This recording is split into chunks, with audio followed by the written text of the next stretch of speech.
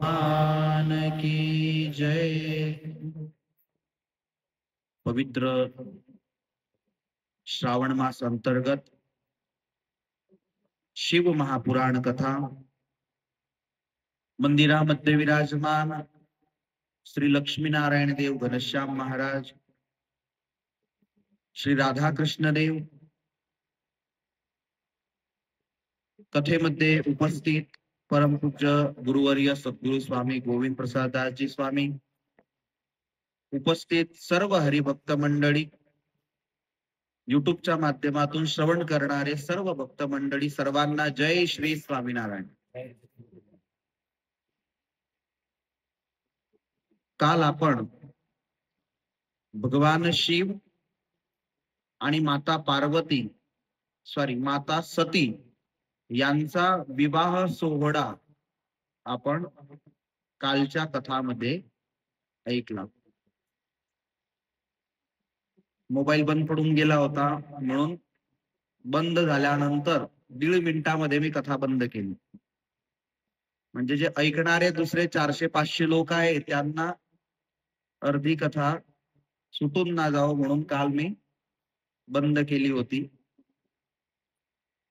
कारण की एकदम बंद झाली म्हणजे काहींचे मेसेज आले की पुढची कथा, म्हटलं पुढची बंदच करून टाकली होती। तर भगवान शिव आणि माता सती हे कैलास पर्वतावरती आले। लाखो वर्षांपर्यंत भगवान शिव यांनी माता सतींसोबत संसार केला। अनेक वर्ष निघाले आहे, लाखो वर्ष व्यतीत झाले। सुंदर कथा सांगण्यात आली की भगवान राम यांच्या अपराधामुळे माता सतींचा त्याग भगवान सदाशिवांनी केला। जो प्रसंग शिव महापुराणामध्ये वर्णन केला आहे तोच सुंदर रीतीने प्रसंग तुलसीदासजी महाराज यांनी रामचरित्र मानस मध्ये सतीचरित्र प्रसंग वर्णन केलेला आहे।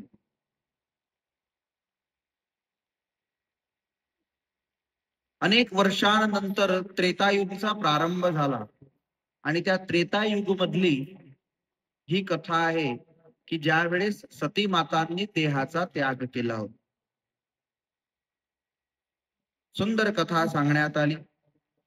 एक बार त्रेता जुग माही, एक बार त्रेता जुग माही, शंभु गए कुंभज ऋषि पाही, संग सखी जग जननी भवानी, पूजे ऋषि अखिलेश्वर जानी, एक बार त्रेता जुग माही। एक वेळा त्रेतायुगामध्ये भगवान सदाशिवांना कथा ऐकण्याची इच्छा झाली।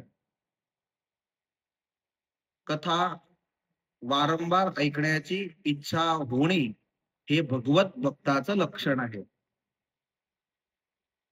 बाकी 2 दिवस 4 दिवस 10 दिवस ऐकल्यानंतर ते बोरिंग वाटायला लागते, ते भगवत भक्ताचं लक्षण नाही। दररोज ज्या प्रकारे चातक पक्षी असतो तो चंद्रमाकडे कायम पाहतच राहतो पण तृप्त होत नाही, त्या प्रकारे भगवंताचे भक्त हे कायम भगवंताच्या चरित्रांचं गुणांचं श्रवण करीत राहतात पण त्यांना कधीही तृप्ती होत नाही।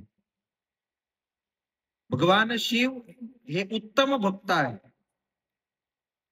भगवान शिव हे कायम भगवान रामांचं ध्यान करीत असतात आणि भगवान नारायण आहे, राम आहे, कायम भगवान शिव यांचं ध्यान करीत असतात। पण भक्तांना प्रेरणा देण्याकरिता भगवान शिव उत्तम भक्ती करून अशा प्रकारचे चरित्र करून आणि आपल्याला प्रेरणा देतात। तर भगवान शिव यांना खूप दिवसांपासून रामकथा ऐकण्याची इच्छा आहे. जे त्रिकाळ ज्ञानी असले त्यांना काय कथा ऐकायची? त्यांना तर सर्व डायरेक्ट डोळ्यांसमोर दिसत आहे. पण जो एक आनंद आहे दुसऱ्यांच्या मुखातून भगवंताचे गुण चरित्र ऐकण्याचा, एक आनंद वेगळाच आहे. कथा पूर्ण आपल्याला माहिती असते, पण कोणीतरी सुंदर कथा सांगणारा व्यक्ती असला तर ती कथा आपल्याला वारंवार ऐकण्याचा पुन्हा आनंद येतो.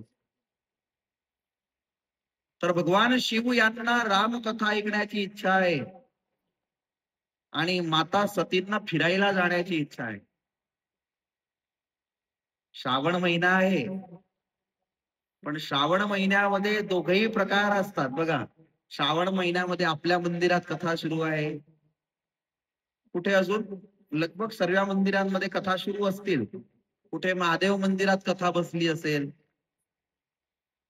पण श्रावण महिन्यामध्ये पाऊस पण छान पडतो, ग्रीनरी पण चांगली झाली असते, धबधबे पण वाहत असतात. कथामध्ये काहींना येण्याची इच्छा होत नाही, पण वरणबट्टीचा कार्यक्रम करायला तिथे तिथे जातील, ते मनुदेवी पर्यंत जातील, तिथे भक्तिभावपूर्ण दर्शन नाही करणार, पण वरणबट्टी खायला जातील. सीझन आहे आता सध्या. आपल्या ह्या भागामध्ये असं आहे की हिवाळा आला म्हणजे कथा लगभग सर्व गावोगावी होत असतात. पण काही लोकांचा हिवाळा आला म्हणजे गेट टुगेदर सुरू होतात, हिवाळा आला म्हणजे भरीतपुरी सुरू होते. म्हणजे सर्व प्रकारचे माणसं या दुनियामध्ये आहे. असं नाही की तुम्ही एक घरामध्ये राहताय आणि तुम्हाला भगवंताची कथा आवडते तर तुमच्या सोबत राहणाऱ्या दरेकांना ती कथा आवडणारच. लाखो वर्षांपर्यंत भगवान शिव सोबत सती राहिल्या, पण जसा भगवान शिव यांना भगवंताविषयी प्रेम होता तसा माता सतींना झाला नाही. माता सती वारंवार वारंवार भगवान शिवला म्हणायचं की चला ना हो, कुठेतरी फिरायला जाऊ, इथे जाऊ तिथे जाऊ. कालच ते फिरून आले, त्यांचे स्टेटस मी पाहिले, चला कुठेतरी. बरं झालं त्या टायमाला मोबाईल नव्हते, नाहीतर हे तर मोठं घर होतं. त्या काळामध्ये देवांच्या घरामध्ये सर्वात मोठं घर भगवान शिवचं आहे. यांच्याकडे तर सर्वांचे नंबर, अजून पेट्रोल पाण्याचा खर्चच नव्हता, दररोज फिरायला निघाले असते. इथे धबधबा पडतोय, तिथे वाघ आलाय. वारंवार सती मातांच्या सांगण्यावरून भगवान शिव यांना असं झालं की चला मला पण भगवंताची कथा ऐकायची आहे, सतींना घेऊन फिरायला पण नेतो आणि कथाचं श्रवण पण करतो. एके दिवशी भगवान शिव म्हणतात, हे सती उमा तुम्ही तयार व्हा, आपल्याला बाहेर जायचं आहे. लग्नानंतर प्रथम वेळेस स्वतःचे पती भगवान शिव उमाला म्हणतात, म्हणून माता उमाला अति आनंद झाला की चला आज लाखो वर्षानंतर भगवान शिव यांना मला फिरायला नेण्याची इच्छा झाली. सुंदर शृंगार केले, विचारलं एक दिवसात वापस येणार आहे की थोडे दिवस जास्त जातील. भगवान शिव म्हणतात लांबा टूर काढलाय, तुम्ही कपडे जास्त घेऊन घ्या. सर्व शृंगार वगैरे सर्व तयार केलं. भगवान शिवला तर काही घ्यायचंच नव्हतं, जास्त वेळ पण लागत नाही, जास्त सामान पण नसतो, तो आहे माणूस पुरुष. पूर्ण गाठोड्याचे गाठोडे तयार करून माता सती तयार झाल्या. नंदीवरती बसले भगवान शिव, पुढे सतींना बसवलं, कारण की तिथं ते ऍक्सिलेटर द्यायचंच नव्हतं की मागे बसवा, पुढे बसवलं सेफ्टीसाठी. तेव्हा ट्रॅफिक नव्हता तरी म्हणून चिंता नव्हती, पण मागे पडून ना जावं खालते म्हणून पुढे बसवावं लागत असेल.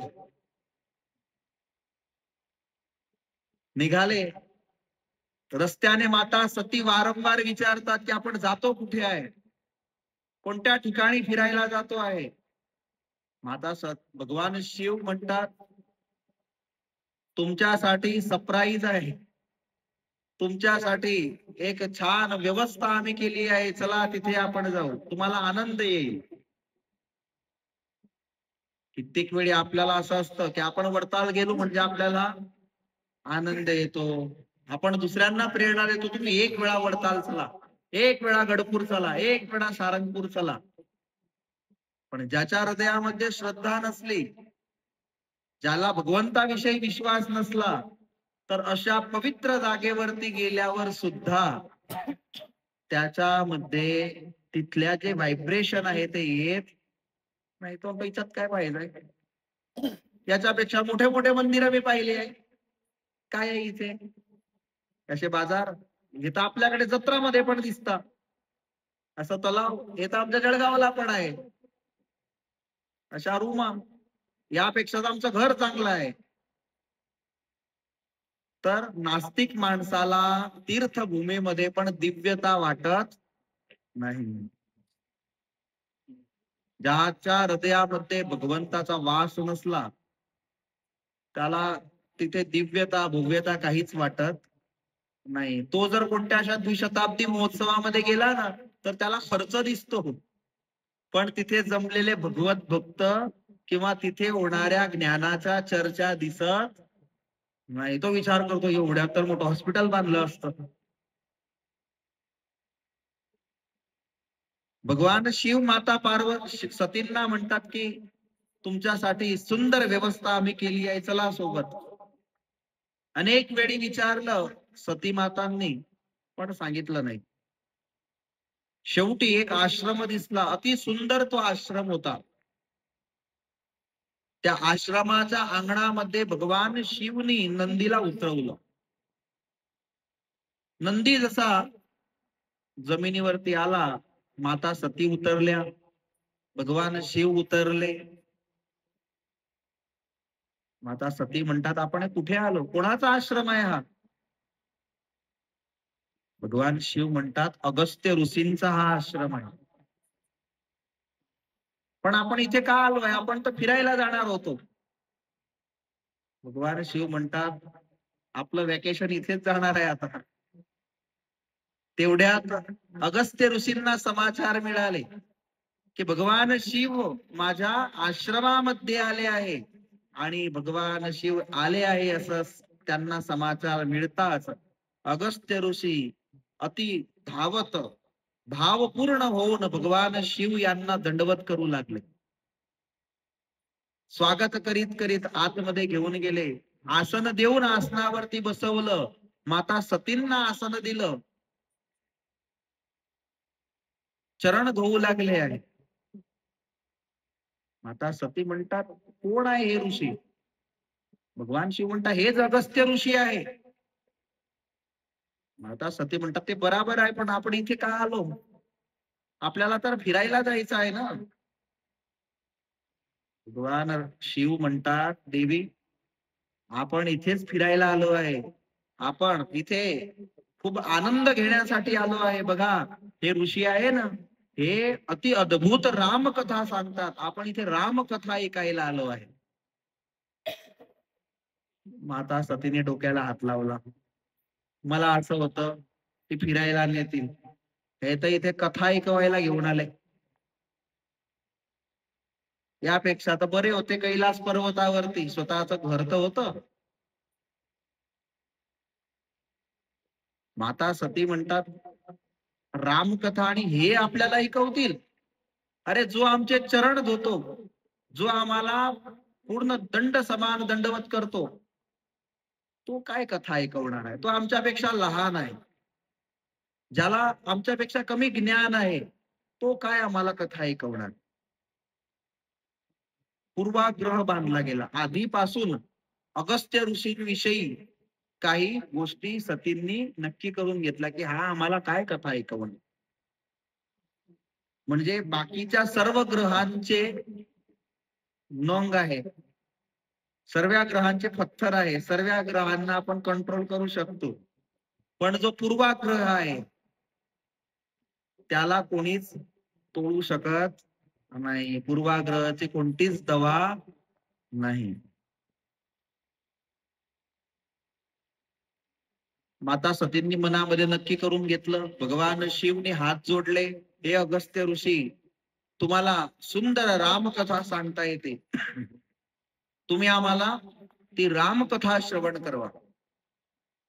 अगस्त्य ऋषींना अति आनंद झाला की उत्तम भक्त, उत्तम श्रोता म्हणजे भगवान सदाशिव, आणि त्यांना मला रामकथा ऐकवायची आहे. डोळ्यांमध्ये अश्रूंची धारा वाहू लागली. वा, आज भगवंतांनी माझ्यावरती कृपा केली, रामकथा सांगण्याचा योग मला आला. आणि हातामध्ये विणा घेतला आणि विणा घेऊन अगस्त्य ऋषी सुंदर रामकथा सांगू लागले. कथा सांगता सांगता डोळे बंद झाले, डोलू लागले. ज्या प्रकारचा भाव होता त्या प्रकारच्या वाणीच्या माध्यमातून अगस्त्य ऋषी कथा करू लागले. भगवान शिव हे उत्तम श्रोता आहे, भगवंताचे रामाचे प्रेमी आहे. आणि भगवान शिव पण कथा ऐकता ऐकता डोलू लागले. कथा सांगणारा आणि कथा ऐकणारा हा किती उत्तम आहे. जेव्हा तो सांगत असतो तेव्हा त्याच्या चेहऱ्यावरचे जे भाव आहेत ते भाव ते दर्शवत असतात की हा कथा ऐकतो आहे, तर याला कथेमध्ये आनंद येत आहे किंवा नाही. किंवा असा नियम घेऊन घेतला आहे की श्रावण महिना आहे, पुण्य भेटेल कथा ऐकायला जाऊ. असे पण असतात की श्रावण महिन्यामध्ये कथा ऐकायला पाहिजे, तर कथात बसू, कारण की भगवंताची आज्ञा आहे. तर तो उत्तम श्रोता नाही. उत्तम श्रोता कोणाला म्हणतात की नक्की करून घेतो मनामध्ये, श्रावण महिना आहे, कथा होणारच आहे, हा सप्ताह आहे, कथा होणार आहे, पूर्णपणे प्रेमाने मी ही कथा श्रवण करणार. पूर्ण वेळ तर आपण बसणारच असतो, दररोज 1 तास तर बसणारच आहे. मग का नाही आपण मन लावून ही कथा ऐकायला पाहिजे. म्हणजे वेळ देतोच आहे तर पूर्ण त्याला आपण सार्थक करूया. भगवान शिव डोलू लागले, प्रेमाने कथा ऐकू लागले. माता सतींनी मनामध्ये पूर्वाग्रह बांधल्यामुळे सतींचं मन कथामध्ये लागत नव्हतं.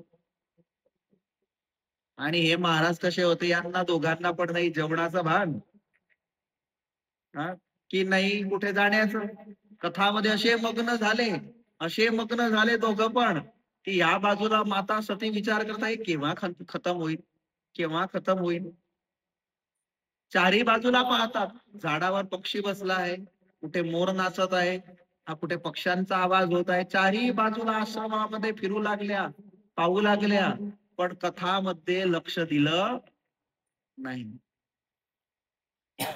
अनेक दिवस पर्यंत ही कथा चालली. अनेक दिवसानंतर अगस्त्य ऋषींनी कथा पूर्ण केली. आणि कथा जशी पूर्ण झाली, भगवान शिव यांनी डोळे उघडले.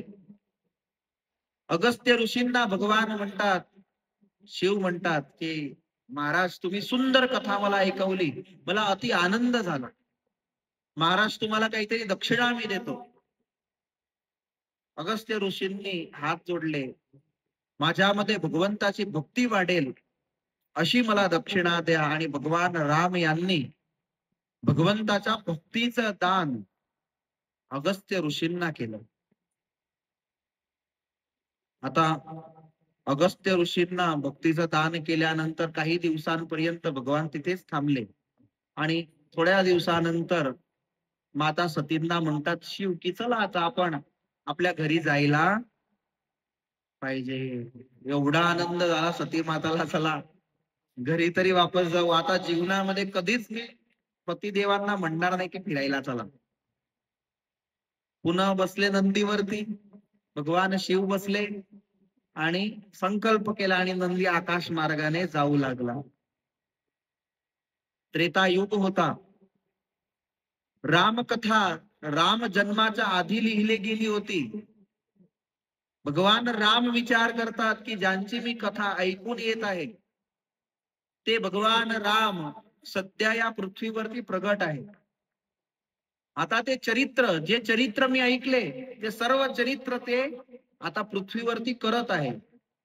वाल्मिकी रामायण जो ग्रंथ आहे, जो आदि ग्रंथ म्हटला जातो, त्या ग्रंथाची विशेषता अशी आहे की भगवान राम हे प्रगट पण झाले नव्हते, त्याआधी संपूर्ण रामकथा वाल्मिकी ऋषींनी लिहून टाकली होती.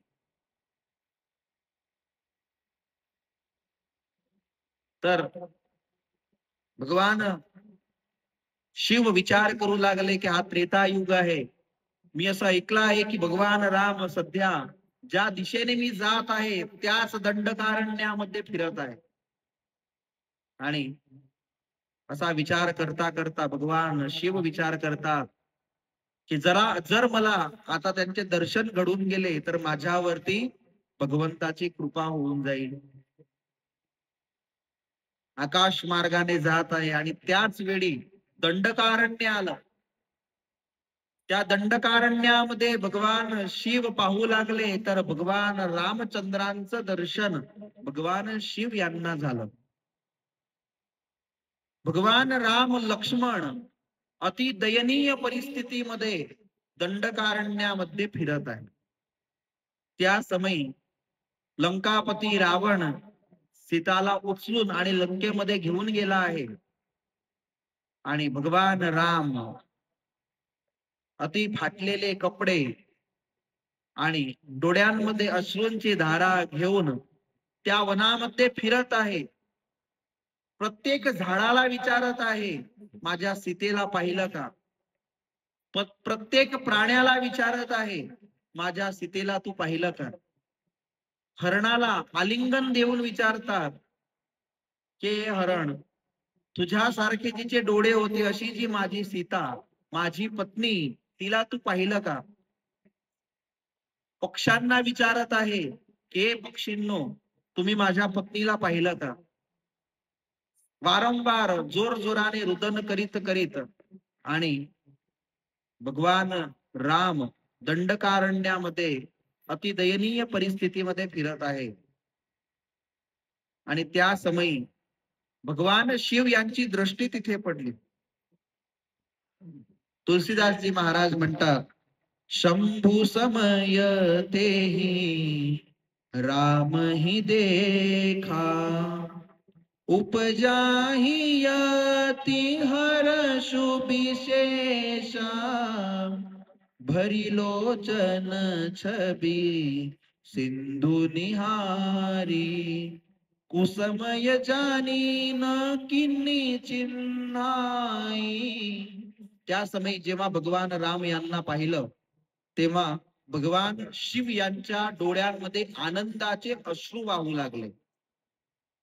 मनोमन भगवंताचा आभार व्यक्त करू लागले की वा प्रभू, मी फक्त संकल्प केला की तुमचे दर्शन मला व्हायला पाहिजे आणि आज प्रत्यक्ष तुमचे दर्शन मला होत आहे. धन्य झालो म्हणत भगवान शिव यांनी विवेक ठेवला. कसा विवेक ठेवला की जवळ गेले नाही, दुरूनच आकाश मार्गामध्ये जय हो सच्चिदानंद म्हणून दंडवत केले, दुरून दंडवत केले. हा विवेक आहे. नाहीतर भगवान शिव होते स्वतः जाऊन हात मिळवला असताना, कसे आहात मजेत ना, सध्याला तुम्ही फिरत आहे पण 2 मिनिटं माझ्यासाठी काढा. आताच तुमची कथा ऐकून आलो, बडायक्या पण मारल्या असत्या जाऊन. तुमचीच कथा ऐकून आलो आत्ताच. तुम्हाला माहिती पाहिजे किती प्रेम आहे तुमच्याविषयी मला, तुम्ही पण ठेव जा. पण नाही, विवेक ठेवला. वरूनच तिथूनच जिथून दर्शन झाले तिथूनच दंडवत केले, जवळ गेले नाही. कारण माहिती आहे भगवान स्वयं मनुष्य चरित्र करीत होते. वारंवार जय हो सच्चिदानंद जगत पालन करणार वारंवार असं संबोधन करून वंदन करू लागले. पण माता सतींनी वंदन केले नाही. मनामध्ये संशय झाला की संपूर्ण जगत ज्यांना वंदन करतात असे जे भगवान शिव आहे ते ह्या राजपुत्राला का वंदन करताय? आणि या राजपुत्राला वंदन करताना अजून म्हणताय जगत जगत पालन करणार जय हो सच्चिदानंद. हा कोणत्या रीतीने भगवान विष्णू वाटत आहे आणि कोणत्या परिस्थितीमध्ये आहे हा व्यक्ती की ज्याला भगवान शिव वंदन करतात, माझे पती वंदन करतात?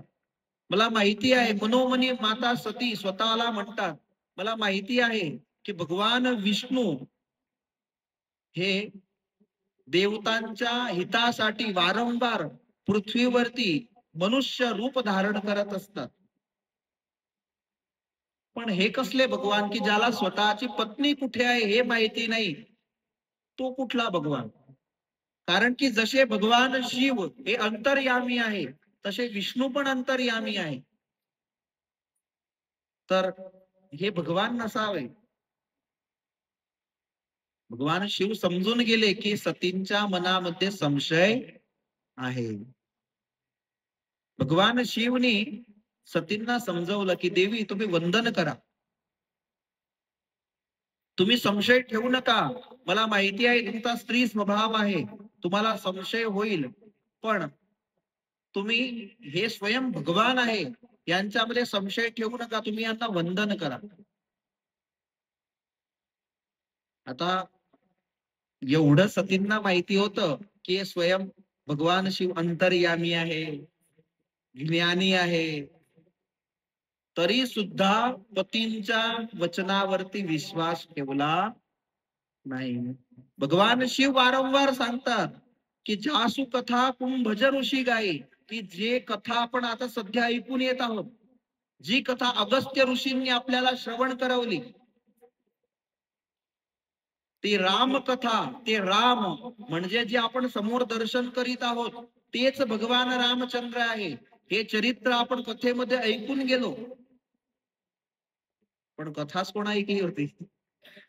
कथा ऐकलीच नव्हती. सीता मातांनी माहीतच नव्हतं कोण रावण, कोण राम, कोण सीता, काहीच माहिती नव्हतं, कारण कथा ऐकली नव्हती.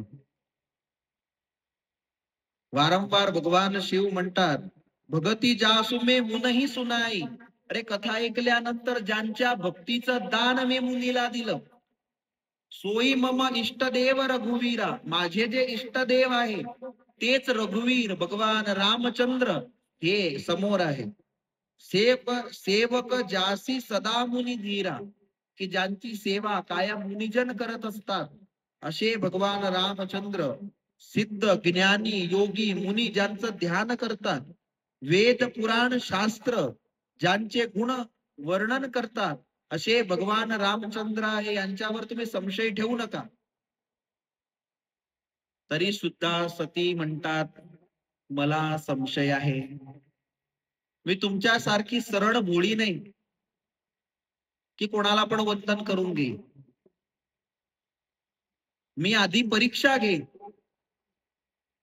भगवान शिव म्हणतात काही हरकत नाही, तुम्हाला संशय आहे, तुमचा संशय दूर झाल्याशिवाय तुम्ही वंदन करणार नाही.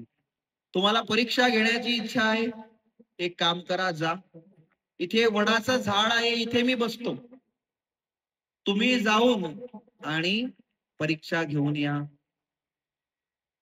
पण एक लक्षात ठेव जा, करेहू सो जतनु विवेक विचारी. एवढं लक्षात ठेवा की तुम्ही ज्यांची परीक्षा घ्यायला जात आहात हे माझे पिता समान, माझे इष्टदेव आहे, हे लक्षात ठेवा. सती मातांना असं आहे की हे तर खूप घोडे आहे, सरळ आहे, कोणाला पण वंदन करतात, पण मी परीक्षा घेऊन येते, खरं काय आहे ते तर आल्यानंतर यांना पण समजवते. आणि माता सती होत्या, त्या परीक्षा घेण्याकरिता दंडकारण्यामध्ये उतरल्या. दंडकारण्यामध्ये भगवान राम लक्ष्मण सीताजीचा शोध घेत आहे आणि त्या समयी सती मातांनी परीक्षा घेण्याकरिता सीताजीचं रूप धारण केलं आणि सीताजीचं रूप धारण करून आणि रस्त्यामध्ये एक झाडाच्या खालते बसून गेले.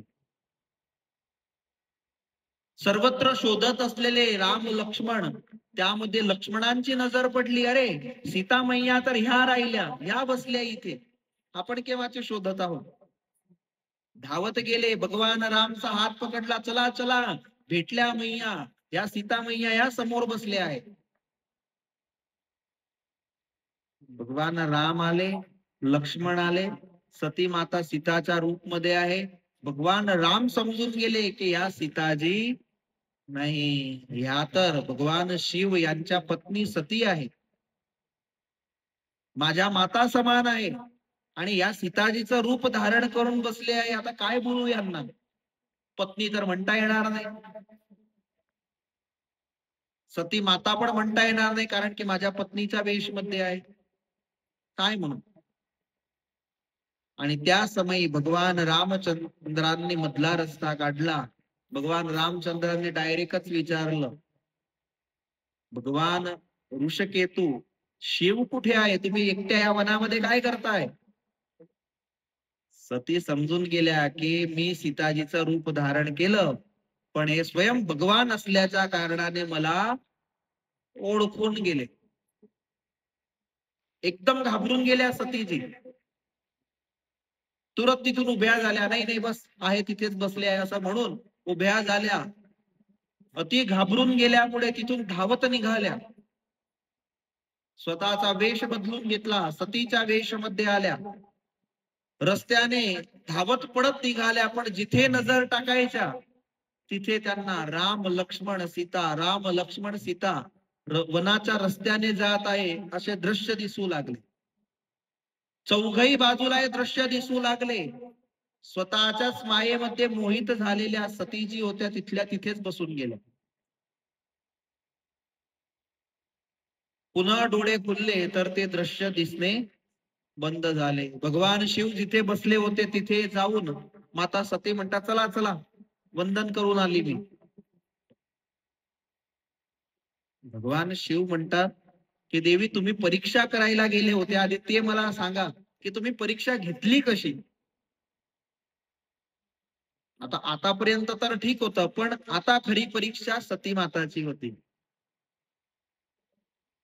भगवान शिवने विचारलं, म्हणजे सती म्हणतात की तुम्ही मला सांगितलं की हे भगवान आहे, म्हणजे त्यात मग कोणताच संशय करायचा नसतो. तुम्ही सांगितलं म्हणजे मी नक्की करून घेतलं की हे भगवान आहे. एवढंच की तुम्ही इथून वंदन केले, मी जवळ जाऊन वंदन करून आले, इथे खोटं बोललं. पण आता लाखो वर्षांपासून भगवान शिव पण सोबत राहणारेच होते.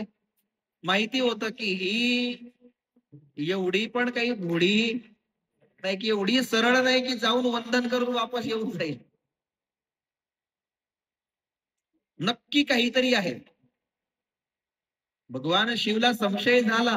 भगवान शिवने डोळे बंद केले आणि जसे डोळे बंद केले तसेच त्यांना दिसलं की सतींनी सीताजीचं रूप धारण करून भगवान रामचंद्रांची परीक्षा घेतली.